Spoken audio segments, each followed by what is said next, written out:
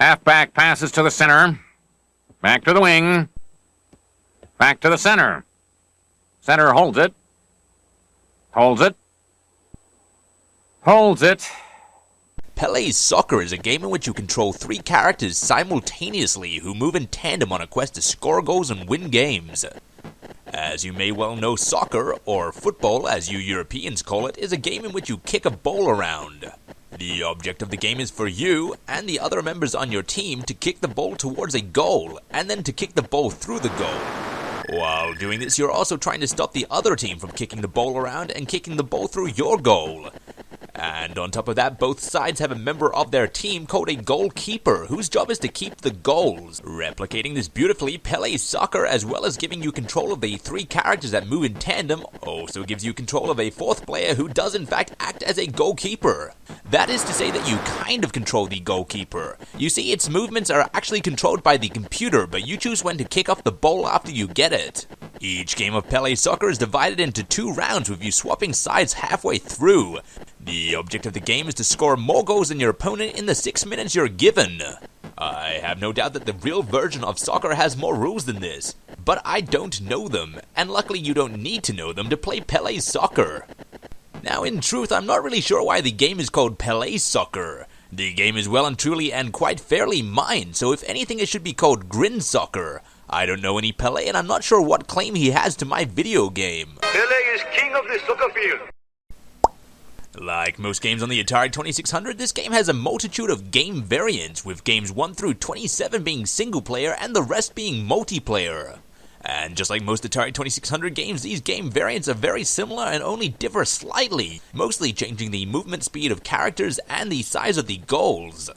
The multiplayer option of the game is great fun, however, maybe don't play it with Grim. I'm not going to say that the game is rigged because all evidence suggests that it works perfectly well, but it does seem that somehow, which I'm sure is not related to superior skill because I am, after all, the Atari 2600 game player on this channel, Grim beat me 10-0.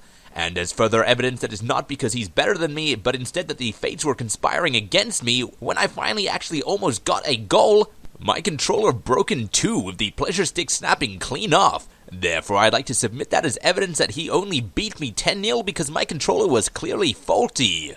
He did of course offer to give me a rematch, but I refused because I am far too busy. Besides, it would be bad for his ego and self-esteem if I beat him in a fair and square match. Speaking of broken pleasure sticks, when the controller does not break, the controls in the game work pretty damn well. You use your pleasure stick to move your characters around, and you use the red button to kick the ball. Just like most Atari 2600 games, it's very simple control-wise, but actually getting good at it is another thing.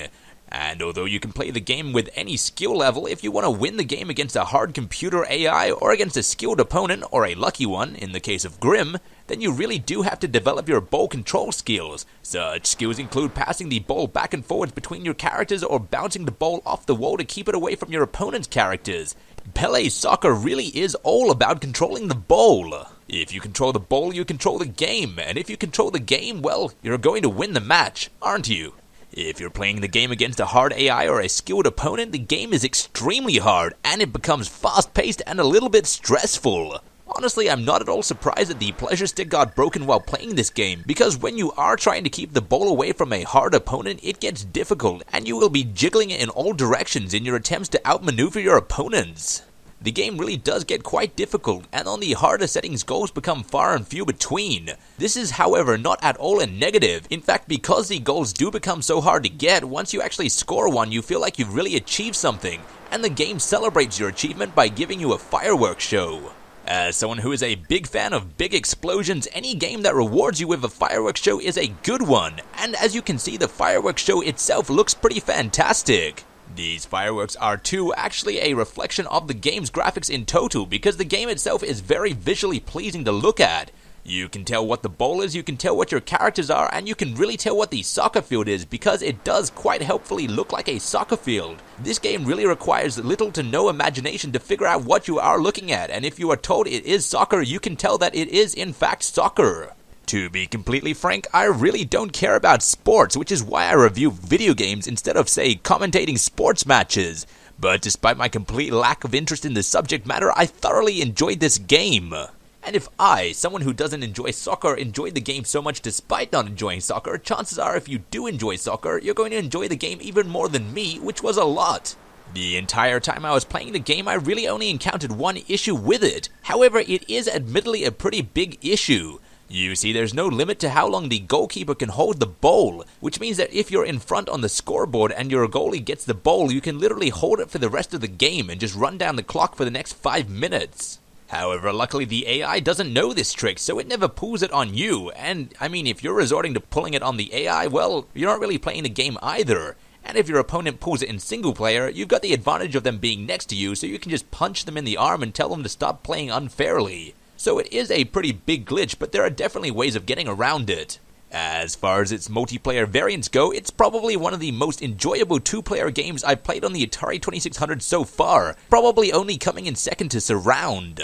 And as far as its single-player variants go, it's one of the most challenging, fast-paced games I've ever played against an AI. And because it is so challenging, it's one of the most rewarding games to win.